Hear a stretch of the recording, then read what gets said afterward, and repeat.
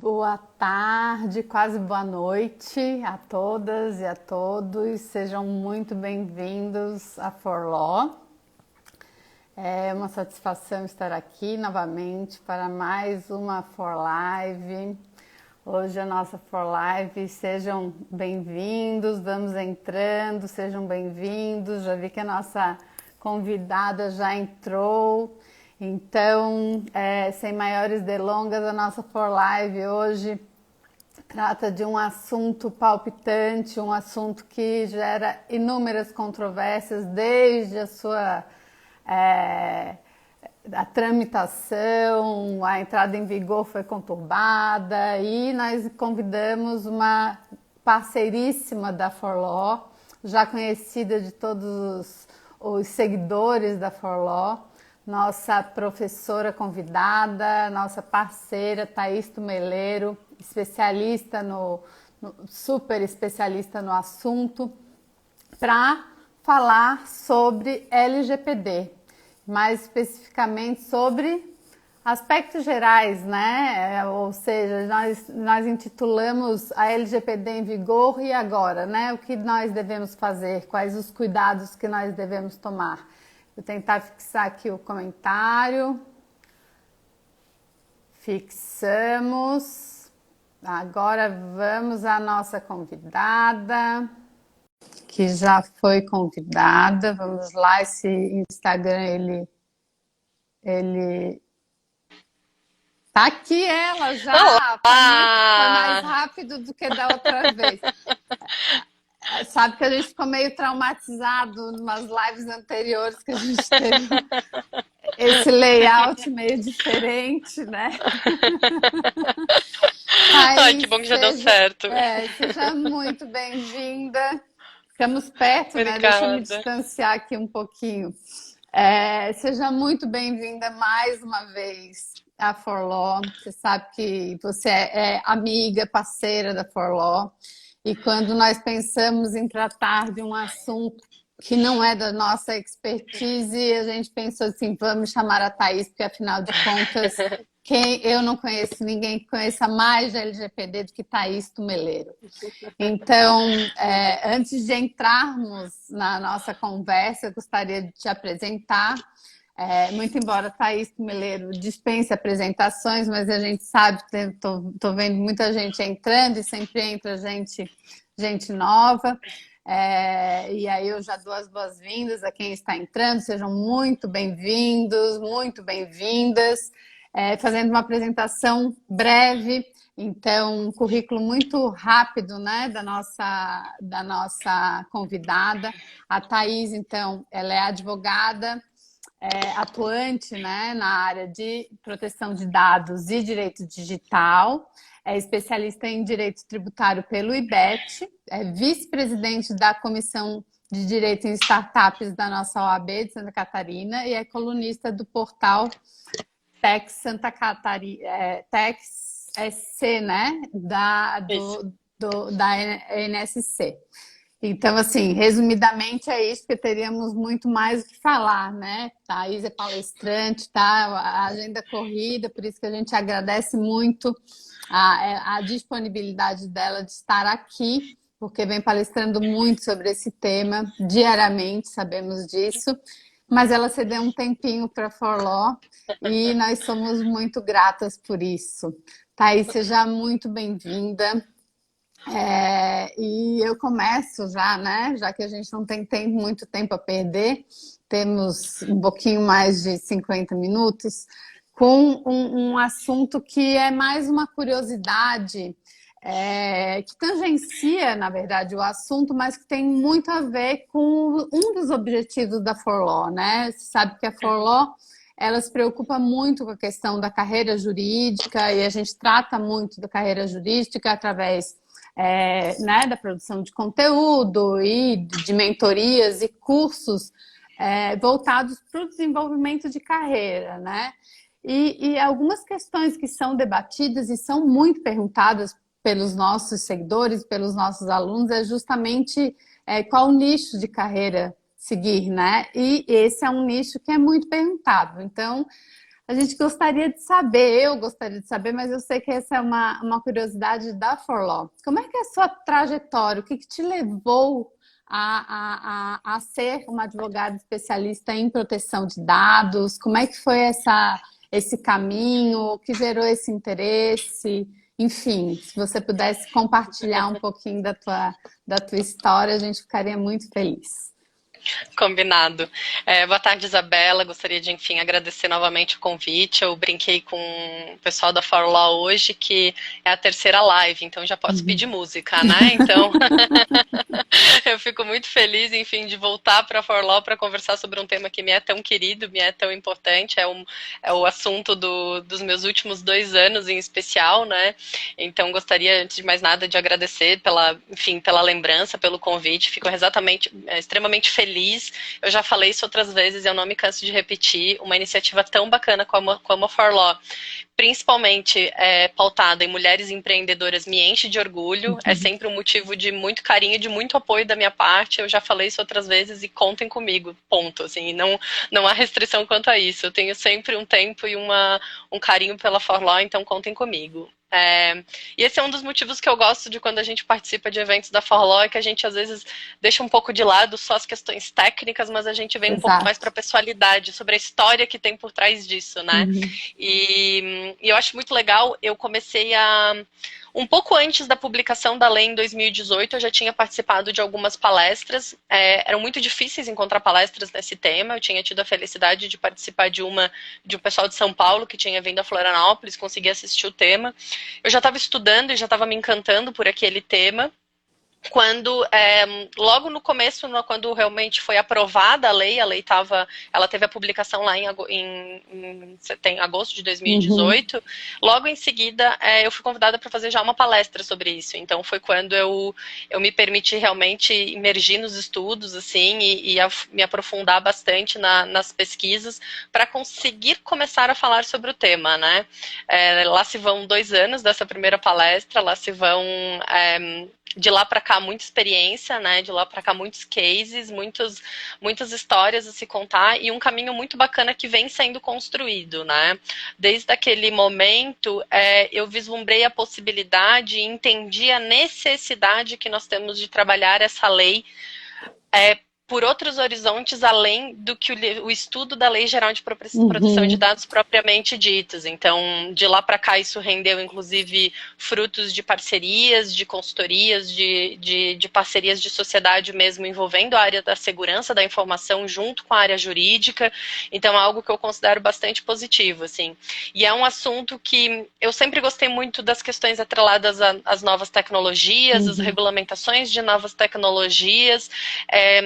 Eu não sei se eu já falei aqui em live, mas eu sou casada com um nerd, então o universo da tecnologia sempre está no meu ouvido, tenho sempre bastante interesse. A gente vinha promovendo essa discussão no escritório, e quando eu vi a discussão e o impacto e entendi o que isso representava, inicialmente no universo da tecnologia, hoje eu entendo que vai muito além da tecnologia, né?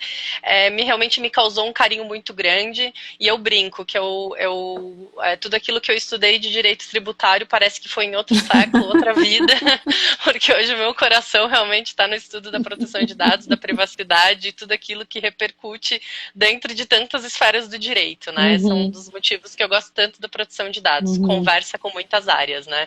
Então, em breve síntese, esse é o começo da história. Maravilha, maravilha. E você é super feliz, então. Foi algo que não foi necessariamente planejado, mas que... E o segredo está no estudo, né, Thaís? Então... e assim, eu acho que isso é uma coisa que quando a gente se forma, a gente tem muita ansiedade de saber exatamente para onde a gente está indo e quer ir, né? Sim. E eu me deparei com um universo completamente diferente, né? Saí de uma área... que era o tributário, fui para uma área muito diferente, de um outro dinamismo, de uma outra funcionalidade, e de fato ela demanda estudos que vão, se for pensar hoje, assim, o que eu aproveito enquanto formação do que eu estudo hoje, do que eu estudei na faculdade, é muito pouco, pouquíssimo, Entendi. porque são temas novos, são matérias novas, realmente de um outro tipo de complexidade que ainda a gente, enfim, eu, quando da minha formação há 10 anos atrás, não me deparava com isso, né? Então, mas assim, eu sou hoje muito feliz nesse tema, eu não me não me vejo realmente dentro do direito trabalhando com outras áreas, mas às vezes assim, né? Já mudamos de ideia uma vez, o futuro a Deus pertence, né? Quem sabe a Sem gente migre dúvida, de novo, né? sem dúvida.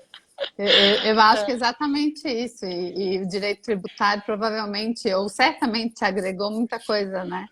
Com Eu certeza. costumo dizer que todo conhecimento adquirido é Uhum, conhecimento agregado, né?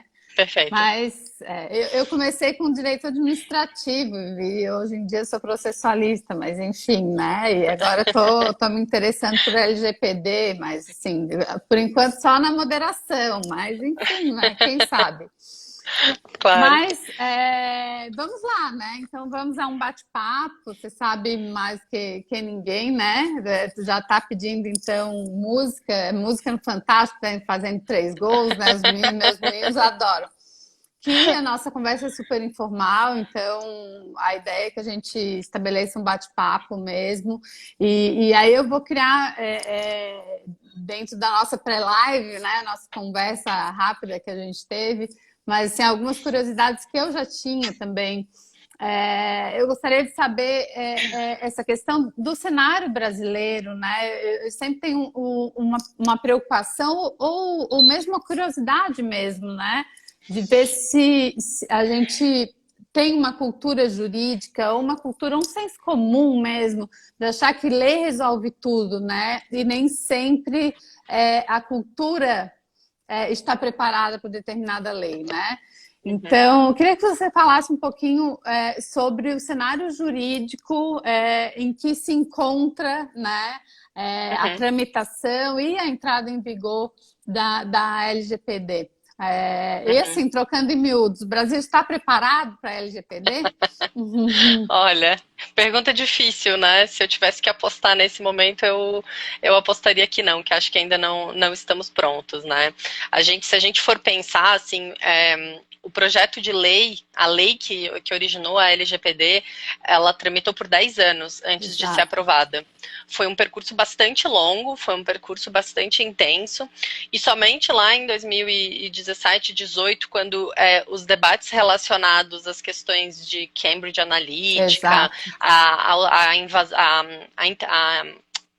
a condução da campanha, né, da Uhum. eleição lá dos Estados Unidos, e quando a gente se deparou que a Europa também estava promovendo esse movimento realmente de consolidação das leis europeias, né, existiam as diretivas e muitas Uhum. condutas em cada estado da União Europeia, quando a União Europeia se consolidou nisso, tudo isso começou a contribuir para que o Brasil começasse a se olhar sobre esse assunto de uma Uhum. forma um pouco mais cautelosa, um pouco mais cuidadosa. Assim, foi quando realmente acabou resultando na aprovação da lei. Lá em 2018, a gente havia Mas você acha que expectativa. se não tivesse tido o case Cambridge Analytica, a gente não estaria com uma Acho que lei a em gente vigor? teria. Eu acho que a gente teria demorado mais alguns meses. Tá, O que desculpa que interromper. aconteceu depois? Imagina, é um bate-papo, me interrompa. O que que acontece? Pós-Cambridge Analytica, e em razão, inclusive, da visibilidade que isso ganhou internacionalmente, a pressão internacional também aumentou muito sobre a aprovação Sim. dessa lei. Em dois aspectos. Um é sobre a possibilidade do Brasil compor a OCDE, então isso era um aspecto absolutamente necessário, a gente não poderia falar em OCDE sem contar com leis equivalentes de proteção de dados, esse é um aspecto bastante forte. E o outro é a pressão internacional para que as empresas brasileiras tivessem condição de promover negócios internacionais, porque para elas promoverem negócios sem uma lei brasileira no mesmo nível de outras leis internacionais, ela tinha que promover muitos investimentos para mostrar que a empresa estava compliance com regulamentos internacionais. Então isso custava muito para as empresas, isso estava resultando numa forma numa espécie de problemas para as empresas, estava Uhum. prejudicando as empresas, porque isso atrasava as negociações delas. Então, dentro desse cenário que realmente começou um movimento forte, em que houve realmente aprovação, aí foi para as audiências públicas, quando Uhum. realmente foi para aprovação, né? Sobre o Brasil estar pronto, assim, aí Uhum. vigência, né? Vigência. Primeira pergunta sobre vigência. Lá em 2018, a expectativa era que a lei entrasse em vigor em fevereiro de 2020. Sim, porque Lá o naquela artigo época. 65 é um rabisco, né? Se a gente não Ah, for é. ver, é um rabisco completo, né? É E um aí a gente, quando a risca gente... mais um Isso! puxadinho, né? Quando a gente lê, a gente assim, gente, isso é Brasil, né? Isso é Brasil. É verdade. E a gente brincava lá em 2018 que o carnaval de 2020 ia ser muito doido, porque ela ia entrar em vigor bem por aqueles dias, né? E depois isso foi postergado para agosto, com pandemia, enfim, projeto de lei que discutiu adiamento para o ano que vem. Depois teve uma medida provisória em que a discussão da vigência da lei ela foi inserida no meio de Uhum. outros assuntos relacionados a benefícios emergenciais, então Uhum. mais uma coxa de retalhos brasileira, assim, né? Vamos botar nesse MP um adiamento. E acabou que o Senado realmente surpreendeu a todos e disse não, que ele já tinha apreciado essa matéria. E a medida provisória acabou, Bateu o enfim, perdendo a martelo. sua validade, disse não tem mais adiamento. Então acabou que no meio desse vai e vem de Senado, Câmara, a gente contou realmente com a entrada efetiva da lei em 18 de setembro, né? Essa é a data que Uhum. a gente tem em mente, é a data que a gente tem de referência de uma vigência de efeitos a partir do dia 18 de setembro, Vamos né? deixar um As multas parênteses para multa, né? as multas que realmente ficaram para o ano que vem. Quais multas? Aquelas multas que são aplicadas pela Agência Nacional de Proteção de Dados, né? Uhum. Então, essas multas realmente elas tiveram um adiamento para agosto de 2021. 21. Na prática, é isso É isso que assim, eu né? queria Beleza, né? Na saber. prática, o que a gente já tem visto, assim, a gente já tem visto um movimento bastante significativo de órgãos como o Ministério Público, Uhum. o PROCON, especialmente o Ministério Público do Distrito Federal, eles têm toda uma base, uma sede própria voltada para essas questões relacionadas à privacidade. O PROCON realmente já está num processo de movimento com relação a isso. Nós tivemos a lei entrou em vigor no dia 18. No dia 22, nós tivemos a primeira ação ajuizada com base na LGPD, que foi de um Maravilha. estudante de Uhum. Pernambuco que estava discutindo o uso do reconhecimento facial para fornecimento de bilhetagem, Uhum. né? Me Então, esse foi recordo. assim, 4 dias depois, né? Logo em seguida, a gente teve uma ação civil pública promovida pelo, Uhum. pelo Ministério Público Federal discutindo a venda de Ministério Público, desculpa, discutindo a venda de dados em determinados Uhum. sites. Assim, então, isso era algo que já era esperado. Já vi de algumas fontes, assim, de alguns grupos de estudo, de que alguns PROCONs, especialmente São Paulo, Rio, já estão com dezenas de processos administrativos para dar entrada em Uhum. ações realmente, né? Então, na prática, nós temos uma lei que as multas estão para agosto do ano que vem, Uhum. mas hoje em dia a gente já tem os efeitos, tanto pelos titulares que Uhum. postulam as ações, e quanto esses outros órgãos fiscalizadores, como o PROCON e o Ministério Público, né? Tá, mas no teu entendimento, assim, em termos administrativos, a gente tem que aguardar a agência ou a autoridade de proteção de dados pessoais para aplicação de multas administrativas.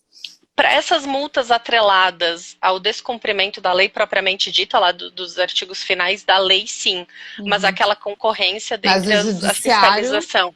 o Tá tudo judiciário certo, vai tá multar, vai. liberado.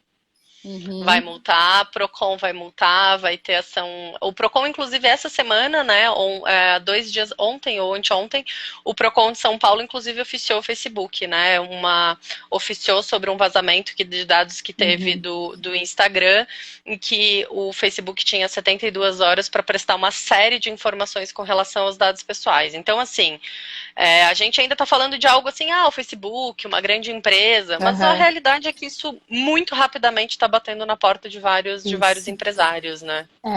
Essa é uma questão que me aflige, porque a gente fala muito de empresas, empresas, empresas, mas na verdade, assim, pessoas físicas também têm que se preocupar de certa forma, né? E aí eu queria voltar um pouquinho, Vamos. Thaís. Não combinamos, eu espero não te pegar de Não. surpresa. A gente fala em proteção de dados pessoais, né? Eu acho que é o Uhum. artigo 5º que fala, né? Quais são esses dados protegidos, né? A lei fala em dados sensíveis, né? Uhum. E aí seria muito mais. Eu intitulei essa live justamente para isso, porque, assim, para aquelas pessoas que são leigas no assunto, e que são pessoas físicas que não intentam ou não pretendem atuar nesse assunto, mas que gostariam de se Uhum, informar a respeito, né? uhum, claro. Quais são os dados meus que passam a estar protegidos pela lei? Vamos lá. Antes de mais nada, assim, o que, que a lei ela vem proteger, assim, de uma forma geral, antes de entrar na definição de dado Uhum, pessoal, mas qual que é a razão de ser da lei? A ótimo, lei, o motivo dela é proteger os direitos fundamentais de perfeito, liberdade, de privacidade e do livre desenvolvimento da perfeito, personalidade humana. Isso é de uma potência, de uma sem dúvida. grandiosidade, que quando a gente entende o potencial que o tratamento de dados ilícito, ilegal e legítimo tem de causar prejuízo às pessoas, a gente entende a importância Uhum, dessas balizas. Então, esse é o core da lei. Ela vem a proteger o titular. Quando a gente fala em titular, então a gente está falando em dados pessoais. O que, que são esses dados pessoais? A lei ela foi bastante abrangente nas definições. Ela uhum, define que dado pessoal é toda informação que define, que determina uma pessoa ou que tem o potencial de identificar uma pessoa. A que identifica uma pessoa é fácil. O nome, o CPF, o RG, é o óbvio, é aquele dado que a uhum, gente vem de início, assim. Mas quando a gente começa a pensar em dado que tem o poder, tem a condição de identificar uma pessoa, a gente vai para um universo de informações muito extensas. A gente começa a considerar geolocalização, uhum, a gente começa a considerar perfis de consumo, mais do que nunca a gente está com um universo de condições de gerar perfis de consumo em marketing digital, em plataformas uhum, de rastreamento disso. Quando a gente pensa em registros de IP, registros de conexões, uhum. então a gente vai para uma série de informações. Então a lei ela foi assim, ela deixou isso de uma forma bastante abrangente, em que determinados cenários informações que não seriam dados pessoais, elas podem ser. Vou dar um exemplo que eu acho muito bacana, que eu já escutei isso em algumas palestras de um professor que eu gosto muito. Ele fala o seguinte, calota de carro. Um carro, ele é um dado pessoal? Não, claro que não. Um carro, a foto de um carro, a placa sim, mas a foto de um carro. Aí o que que acontece? O Google, quando fazia as identificações do Street View, faziam aquelas Uhum, fotos, ela fotografou um carro com uma calota verde na frente da casa de uma pessoa que aquele carro não poderia estar. uhum, Quem é que tem um carro com uma calota verde? Poucas pessoas no exato. mundo. Ou seja, aquela simples foto de uma calota de um carro teve a condição de identificar uma pessoa. Então, quando a gente pensa em identificável, esse conceito que é bastante aberto, a gente vai para um alcance bastante grande de Entendi. definições, enfim, Uhum. de efeitos, né? A questão é proteger mesmo, né? Proteger é É. bem o que você falou, a privacidade, né? A nossa privacidade, Uhum, né? uhum, sim. Isso gera algum efeito? Eu estou viajando agora, né? Vai, vamos lá. Em relação aos algoritmos enfim, porque afinal de contas isso é uma coisa que me assusta até hoje. Quer dizer, a gente fala uma coisa já está surgindo no feed, né? Isso é realmente bastante assustador, assim. A gente tem que considerar, assim, tem um case que é bastante interessante quando a gente começa a estudar, assim, dos estudos mais antigos sobre a questão da privacidade é um case de um censo que teve na Alemanha, só para fazer essa comparação sobre Uhum, tecnologia com e sem tecnologia, né? Mas que pós Primeira Guerra houve a necessidade, uma das informações que os gestores da Alemanha, enfim, os presidentes precisavam saber, eram as religiões das pessoas para identificar e dimensionar a quantidade de cemitérios por regiões, por bairros, por religião. uhum, E isso na Segunda Guerra, muito rapidamente, foi usada da pior forma possível para identificar, enfim, os judeus, da forma mais cruel possível. E a gente está falando de uma época em que o processamento de dados ele era muito arcaico. A gente está falando de condições de processamento de forma muito arcaica.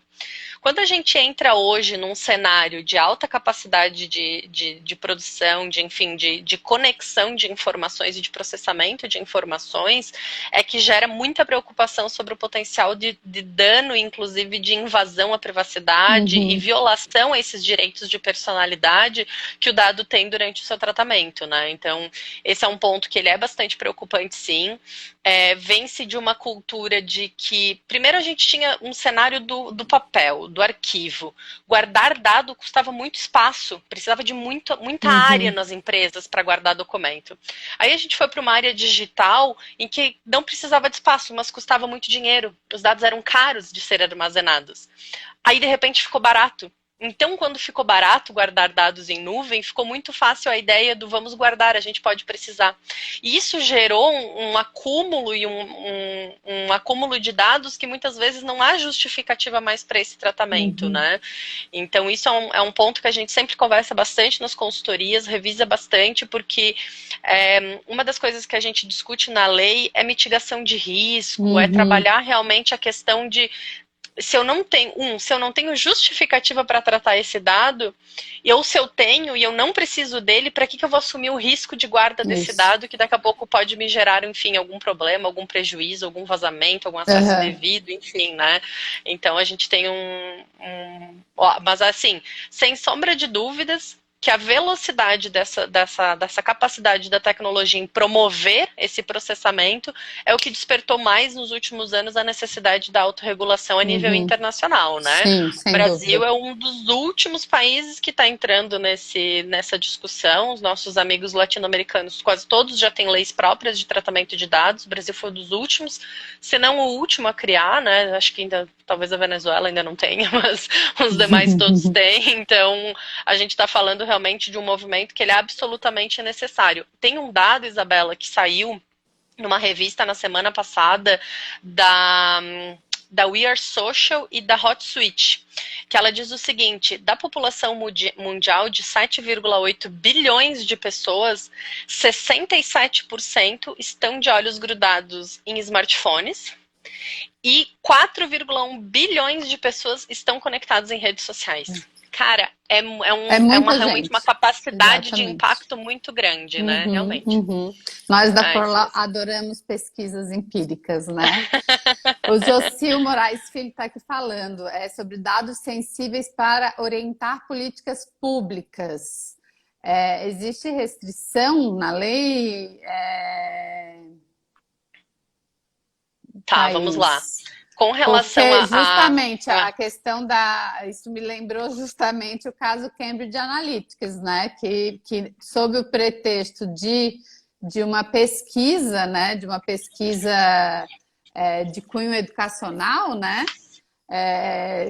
Isso foi direcionado para a campanha Trump, né? Então, enfim. Vamos lá, então a gente dado pessoal sensível e falou política pública. Primeiro, dado pessoal sensível, para quem não tá ainda tão familiarizado, dado pessoal sensível, a lei ela trouxe um rigor maior para os dados pessoais sensíveis. O que são esses dados pessoais sensíveis? São os dados relacionados à origem étnica, racial, questão sindical, partidária, religiosa, e principalmente os dados atrelados à questão de saúde, dados genéticos, biométricos. Para esse grupo de dados, que ele tem um alto potencial discriminatório, a lei ela gerou uma proteção mais rigorosa, muito maior, muito maior. Vamos lá. Para que o tratamento de dados aconteça, uma das necessidades de verificar quando de um tratamento é as bases legais. O que significa isso? São 10 hipóteses autorizadoras para tratamento de dados. Para os dados pessoais sensíveis, a lei vai e fala o seguinte: prioriza o consentimento e, se não, traz outras bases legais. Quando a gente está falando de políticas públicas, a gente tem uma base legal própria, voltado para o tratamento para as políticas públicas. O que é necessário? Essas políticas públicas elas têm que ser vinculadas de alguma forma legal mesmo, ou através de uma portaria, ou através de um decreto, ou através de algum ato que realmente constitua essa política, constitua esse programa, enfim, para justificar a realização desse tratamento. Então, significa que o órgão público pode fazer o que quiser com dado sensível? Não, não é isso. Eu estou falando que ele tem a autorização, mas ele tem a obrigação de cumprir todas as obrigações relacionadas da lei, a direito dos titulares e aos princípios. Então, assim, promover as informações, tratar o dado atrelado à finalidade, que é um dos princípios da lei, garantir transparência ao titular do dado. Essas são informações que realmente o poder público ele tem que garantir. Isso é algo bastante interessante, porque os estados, municípios, prefeituras, enfim, ainda não estão preparados, né? A gente tem visto pouquíssima movimentação dos órgãos públicos no sentido de garantir o tratamento lícito dos dados, né? Então tá. Então é isso, Jocil. Na verdade, assim, esses dados sensíveis, e eu entendo e agradeço a tua contribuição, muito embora eles pudessem caminhar para dados ó, É ele está isso mesmo, novamente José. caminhar para questões discriminatórias, fazendo um contrassenso, né? As questões de gênero, de raça também podem fazer, né? Trazer dados estatísticos para avaliar questões de políticas públicas também. Mas não é possível. Então, precisamos, né, de lei que autorize, né? Mas a regra geral é que haja consentimento, né, de quem está fornecendo esse dado. É isso, Thaís, a nossa Isso, mas professora. isso, mas assim, dispensa o consentimento quando da criação propriamente da política pública de uma Sim. forma Uhum. formal, né? A criação Uhum. formal da política pública, é isso mesmo. Perfeito, perfeito. Porque é a questão, a supremacia, né? A lei, a supremacia é o direito à privacidade, né? A proteção à Isso, privacidade, né? Então, isso. contrabalançando é justamente isso. A regra é que Uhum, não que esses dados não podem ser disponibilizados, né? Essa é a isso. regra, né? Uhum, Maravilha. E aí passamos, vamos lá, vencemos a vigência e aí a gente vamos lá para adequação. Você falou de órgãos públicos, falou das prefeituras, falou dos municípios, dos estados, o próprio governo federal. E aí a gente pode fazer um apanhado para as empresas, então, pessoas jurídicas de direito uhum. público, de direito privado. Como é que está essa situação, Thaís? Como correr? Porque, assim, a gente está falando disso há algum tempo, né? Você mesmo Uhum. está palestrando sobre isso desde 2018, porque, afinal de contas, essa entrada em vigor, ela foi uma verdadeira novela, né? Foi. Uhum. Então, não me parece haver desculpa, né, para Uhum. que não haja ou não tenha tido tempo hábil para que empresas e órgãos públicos, de uma maneira assim sentido lato, né, Uhum. tenham se adequado. Eles se Uhum. adequaram? Como é que tá essa situação? Então, na semana passada saiu um estudo do IAPP, que é um dos órgãos que forma e é uma associação voltada para conduta de privacidades no mundo inteiro. E eles fizeram uma pesquisa bastante interessante em que o Brasil, infelizmente, ficou de fora, acho que dado pela recente aprovação da lei, né? Em que dos 500 profissionais de proteção de dados entrevistados, eles reportaram que as empresas, ainda a promoção da adequação das empresas ainda é muito incipiente, né? Na verdade, o que existe são muitas empresas no planejamento de promover essa adequação nos próximos Uhum, meses, no próximo ano, assim.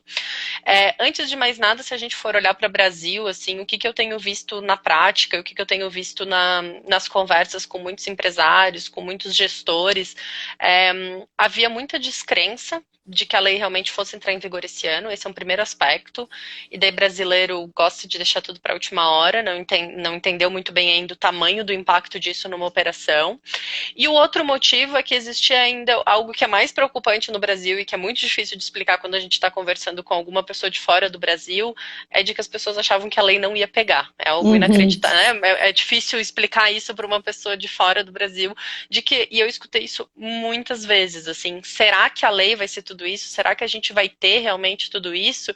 E o que a gente viu na prática é que antes da lei a gente já tinha sentenças e outras definições pautadas em outros princípios, como Constituição, Código de Defesa do Consumidor, o próprio Marco Civil da Internet, mas uhum. já olhando para a defesa dos dados pessoais, né? O próprio STF recentemente teve um julgamento bastante importante de dados do IBGE, enfim.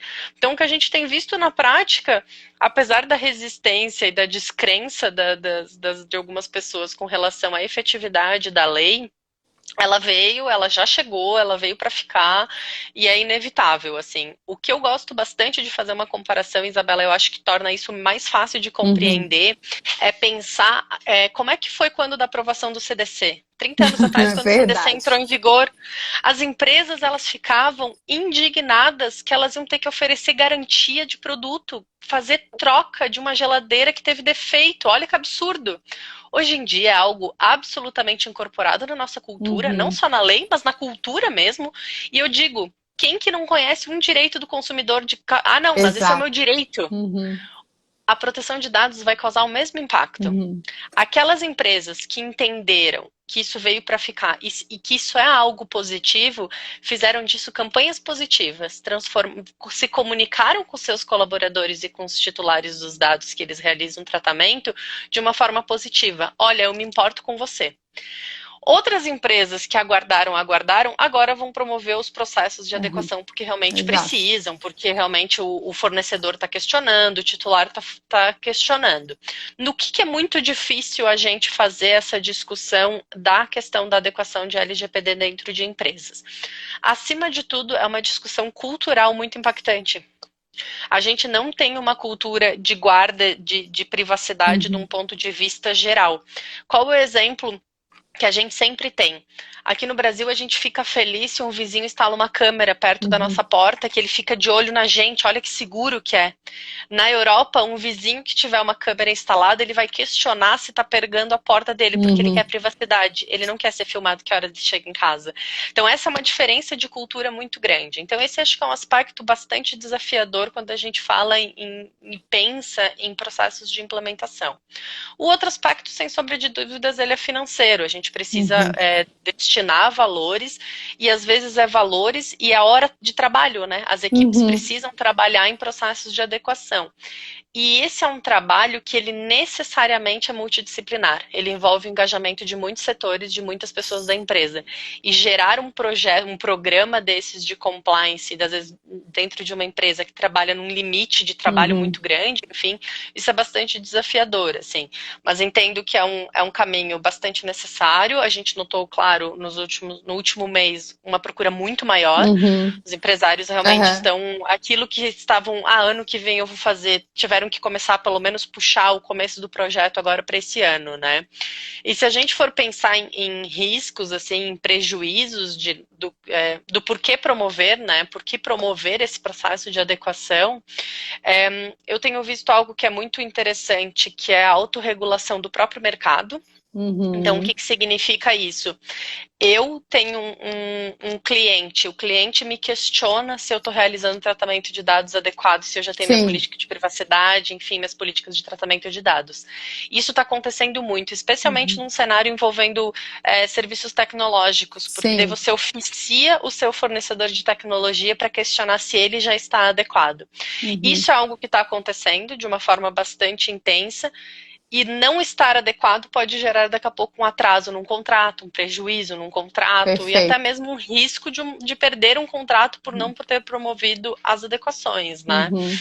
E essa questão realmente de que os titulares eles já estão demandando pelos seus direitos, né, Isabela? Eles já estão batendo na porta, eles já estão começando a juizar ações, então é algo que a gente realmente vê como algo inevitável, assim. Então, o que mais me chama assim, a atenção é de empresas que conseguiram transformar isso em um programa bastante positivo. Isso é muito legal. Quando você consegue ver a oportunidade de gerar valor nesse programa de adequação. Então, você tanto tem as questões relacionadas ao marketing, uma empresa que tem um marketing que torna isso positivo. Olha só, eu me importo com os seus dados.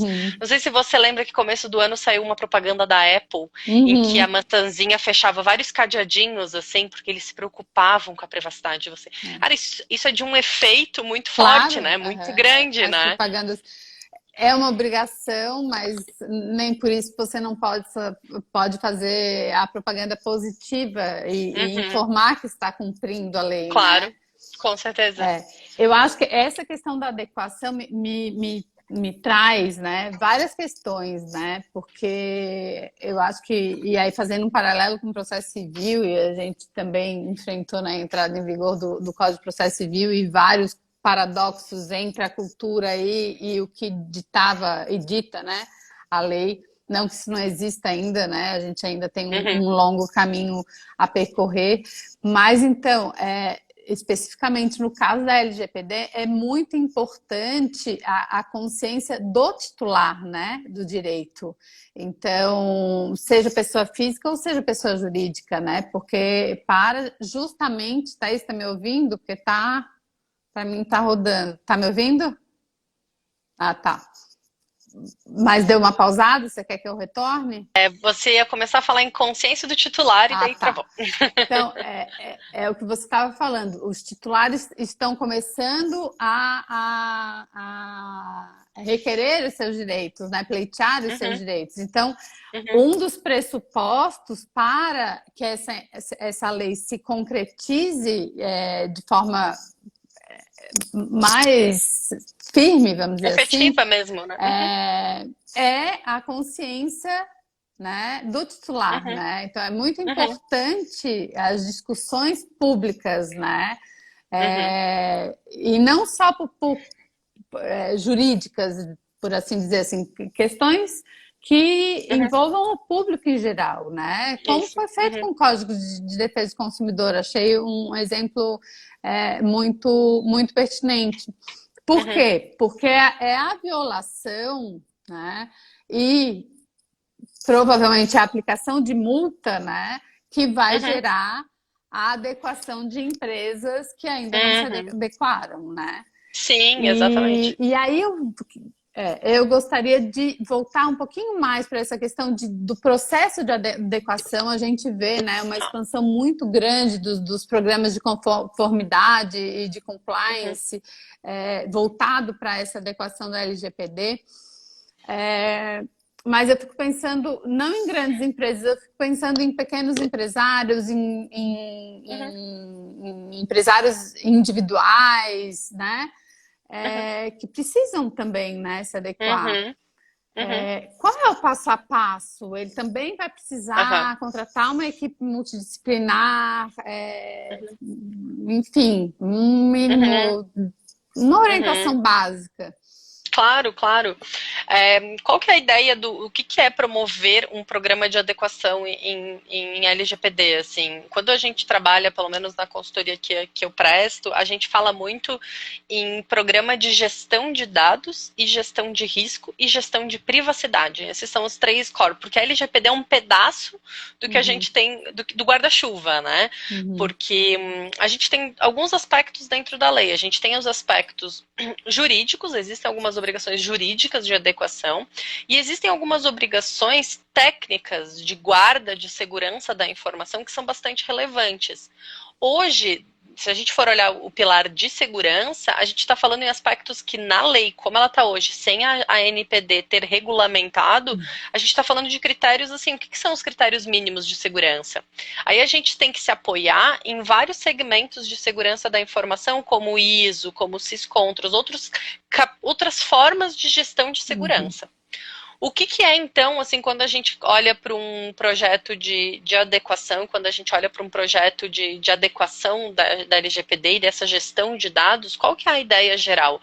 A gente precisa entender de forma máxima, de forma macro e mínima e detalhada, todos os tratamentos de dados que a empresa realiza.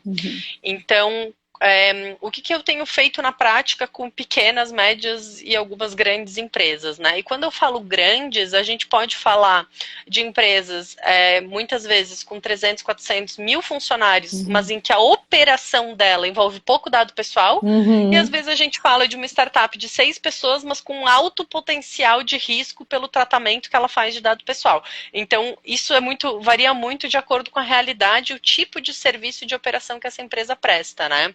Mas quando a gente fala em processo de adequação, a primeira coisa é mapear. A gente precisa olhar para dentro da nossa organização, para nosso escritório, para nossa empresa, que tipos de tratamentos de dados são feitos, quais dados estão sendo tratados, se a entrada e o tratamento desse dado ele é legítimo, ele encontra justificativa numa dessas bases legais, e quais são as medidas de segurança que eu tenho que implementar para garantir que esse tratamento fique seguro, e olhar direitos e princípios dos titulares. Então, a gente começa, quando a gente analisa um processo, a gente vai numa análise bastante extensa de dados. Qual dado? É dado pessoal sensível? Tem dado de menor de idade? Esse dado foi coletado legitimamente? tem base legal para tratar? Quem que tem acesso a esse dado? Esse acesso não é excessivo? Será que eu não estou compartilhando dados com pessoas demais de dentro da minha empresa? Então, quando a gente faz um trabalho A forma desse... de obtenção também? A forma de obtenção, a continuação do tratamento, porque a gente pensa muito em entrada de dado, mas a continuação do tratamento é bastante relevante.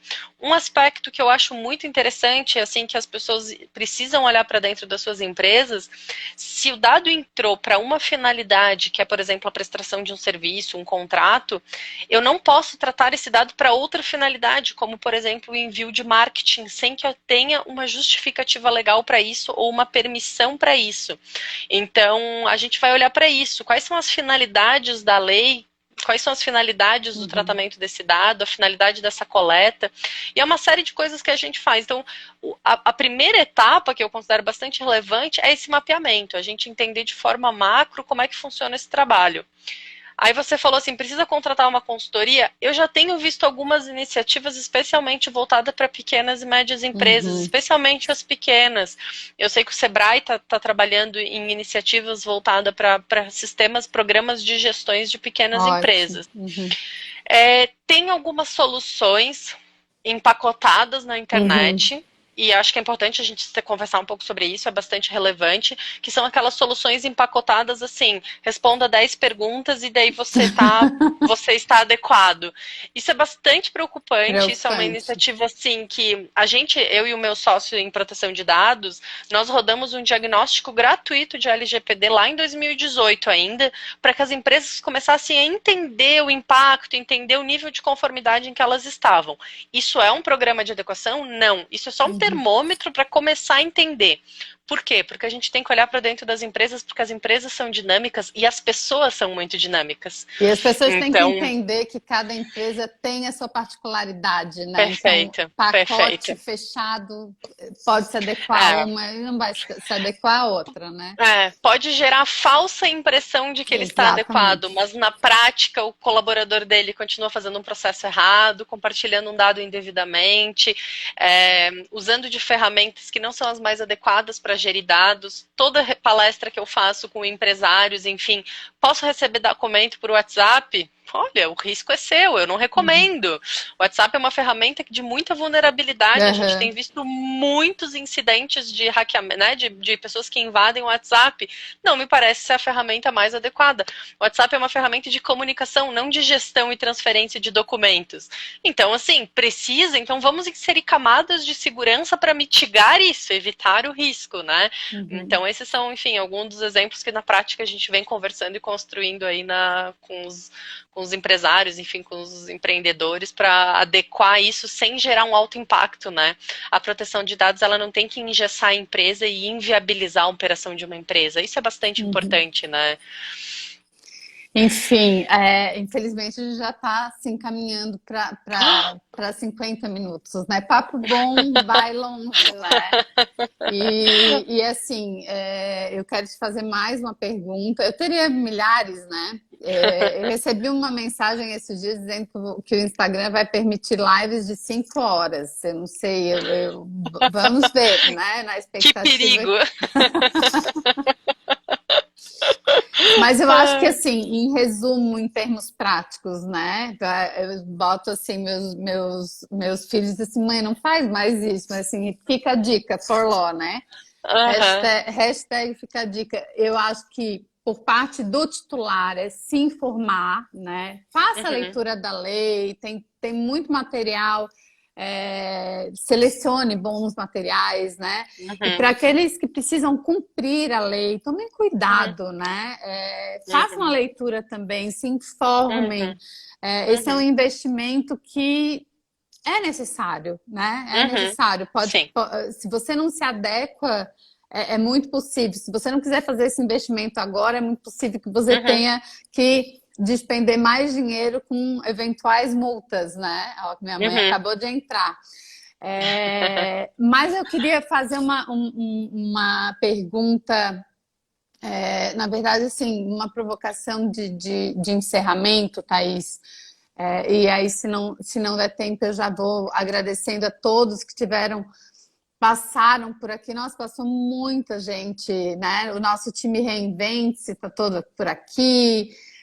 Os nossos seguidores da Forló, aquela público cativo passou todo por aqui, pessoas muito queridas, amigos muito queridos, já vi uns parentes, porque passou uns tumileiros aí, enfim.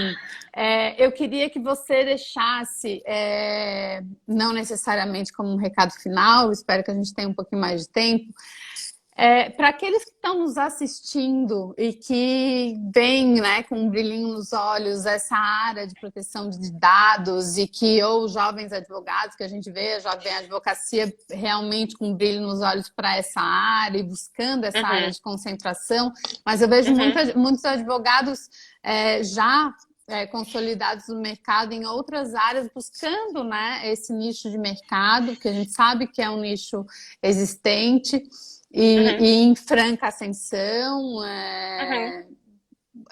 Eu queria que você falasse um pouquinho para este público que pretende se inserir. O que você falaria? Como começar? Como seguir uma carreira séria, né? Como você, ao longo de tantos anos, conseguiu galgar? Então, Isabela, eu acho que antes de mais nada, assim, como qualquer início de área de qualquer profissão, não só no direito, é estudar, estudar, estudar. Eu acho que a gente precisa realmente ter um conhecimento e ter uma segurança para aquilo que a gente está tratando, né? Quando a gente fala de um regulamento no Brasil que ele é completamente inédito, a gente tem que se apoiar em vários estudos paralelos, tanto em outros aspectos de outras áreas no Brasil, quanto entender como é que isso está sendo interpretado na Europa. Mas eu falo, lá é um tipo de interpretação. Aqui a gente pode se deparar com outros tipos de completamente inéditos de interpretação, ainda que as leis sejam muito parecidas, né? A gente está no Brasil e pode sair aí decisões inéditas totalmente contrárias ao que a gente tem na Europa. Eu acho que assim, a gente precisa estudar muito, muito, muito, e a gente precisa olhar necessariamente para outras áreas do direito. Isso eu acho bastante importante. A gente tem que olhar para a proteção de dados atrelada ao direito do trabalho. Como é que isso está conversando? Será que a Justiça do Trabalho não vai questionar determinados aspectos da lei na relação com o trabalhador? O trabalhador é titular de dado, ele também tem direito de... aí vai se discutir competência, vai se discutir aplicabilidade, a gente tem muitas coisas a discutir, mas a gente vai olhar para contratos, a gente vai olhar para a gestão de informação, a gente vai olhar para a parte de gestão de empresas. A gente tem que olhar para uma série de questões com bastante cuidado. Não é achar que a gente leu a lei e está aplicando e está tudo certo. Tem muita coisa por trás desses textos, desses conteúdos. Sem sombra de dúvidas, é um mercado em alto potencial. Eu não tenho a menor dúvida. A gente tem um universo tanto de contencioso, de proteção de dados, a tendência é que aumente muito as demandas de contencioso. Assim como o CDC permite o acionamento da justiça num JEC sem advogado e sem custas, com gratuidade de justiça, os direitos dos titulares devem ser questionados da mesma forma. A gente tem, então, o contencioso, a gente tem o preventivo e a gente tem funções de gestão e de acompanhamento de projetos de gestão de dado e papéis como é o próprio encarregado, que é a pessoa responsável por fazer a comunicação com o titular dentro de uma empresa. Então, assim, é um mercado bastante grande. Nos próximos meses e anos a gente deve ver uma busca imensa. As pessoas vêm me perguntar, você tem pessoas para indicar em produção de dados? Não, mas se você tiver, me avisa. Porque, enfim, pouca gente com experiência, enfim, então a gente tá, mas sem sombra de dúvidas, eu acho que é um mercado de bastante oportunidade, acho que é um mercado em que a gente tem espaço para todo mundo, assim como áreas tradicionais comportam advogados trabalhistas, tributaristas, processalistas, criminalistas, e por que não na área de proteção de dados? Isso eu sou bastante franca, assim, e conversar sempre com outras áreas, né, quando a gente fala em olhar para o direito e entender programas de gestão, entender programas de governança, isso é uma coisa que no direito dificilmente a gente vai se debruçar em estudar, né? Entender de tecnologia, enfim, tem muita coisa. Entender de marketing, vai promover a adequação de LGPD em marketing sem entender efetivamente como é que funciona o marketing, são de grandes desafios, né? Então, acho que realmente a gente tem um cenário de muita oportunidade aí pela frente, tanto para os jovens advogados, quanto outros que estão com muita carreira, com muita experiência, e, enfim, trabalhando nessa área também, né? Maravilha, não é à toa que a Thaís está pela terceira vez numa live, porque ela fala a linguagem da Forló. E aí eu falo para o nosso público, colhem na Forló, porque, afinal de contas, é o que a gente cansa de dizer, né? O profissional que quer ser protagonista da sua carreira, ele tem que estudar, estudar, estudar, mas não basta só estudar. Ele tem que ter a consciência desse perfil multidisciplinar. E quando a gente fala em perfil multidisciplinar, a gente está falando para dentro do direito, né? Não é ser generalista, mas você tem que ter uma concepção. Você pode ser generalista também, né? Mas Pode. você não pode se fechar dentro do seu quadradinho, ó, eu entendo de LGPD e pronto, não falo mais de outra coisa. Mas além dessa multidisciplinariedade, por assim dizer, jurídica, e aí se a Luana estiver aqui nos assistindo, é o aumento do repertório, e não só o repertório jurídico, né? O repertório é ler, é se manter informado, porque toda essa convergência de conhecimento, e conhecimento geral, gente, é jornal. Ah, a Luana tá aí, é isso aí, Lu. O aumento de repertório, e aí a gente convida para os nossos Forló Indica, porque a Forló realmente acredita nesse desenvolvimento profissional como um aliado, ou, né, o desenvolvimento profissional não se dá apenas com o estudo técnico, né, daquela área. Perfeito. É muito mais do que isso, né? Então, se vocês querem ser profissionais de excelência, vocês primeiro estudem. Eu quero ser especialista em LGPD, então estudem. Mas estejam de olhos abertos para as outras áreas, para o que está acontecendo, para as leituras a respeito de marketing, a respeito de gestão, a respeito de tudo que a gente tanto indica. Façam os nossos cursos, assistam às nossas lives, que a gente vive falando disso, né? Agora mesmo com o Reinvente-se rolando, semana que vem, inclusive, nós não vamos ter live, porque estarei na quarta-feira falando justamente de marketing jurídico e todas as possibilidades. Ou seja, eu sou uma processualista que estuda marketing, assim como todas nós da Forló. Thaís, enfim, como agradecer, né? Mais uma live. Eu espero que para todos tenha sido tão prazeroso como foi para mim. Acho que a gente alcançou o objetivo. É evidente que em uma hora a gente nunca consegue vencer o conteúdo. Mas, assim, agradecer penhoradamente pela tua presença novamente. Espero que estejamos juntas muitas vezes ainda. Você é nossa parceira da Forló, você fala a nossa linguagem e por isso que você está tão presente aqui. Então, deixo nossos últimos minutinhos, agradecendo novamente todo mundo que passou por aqui. Gente, é uma felicidade enorme saber que em tão pouco tempo de Forló a gente já tem um público tão cativo, né? Tão interessado. É verdade. Né? A palavra consciente nessas mudanças. Para fazer o encerramento em 1 minuto. Obrigada. O cronômetro já está correndo. O Instagram é matador. É um público consciente das mudanças e da necessidade da atualização, né? Mas eu acho que é isso, gente. Agradecer de novo o convite. Estou à disposição de vocês para, enfim, outros debates. Logo, logo vou estar, semana que vem ou na outra, eu participo do curso também do Reinvente. Estou bem feliz. E agradecer e dizer que eu estou à disposição. Obrigada pela gentileza nos comentários, nas perguntas. E, gente, avante. A LGPD está só começando. Temos muitos estudos de privacidade ainda. Vamos estudar. É isso aí. Thaís, beijo enorme a todo mundo que passou por aqui. Enfim, semana que vem, então, não temos For Live, mas temos muita novidade, muito conteúdo por aí, todos os dias, tá, gente? Obrigada. A live vai ficar salva.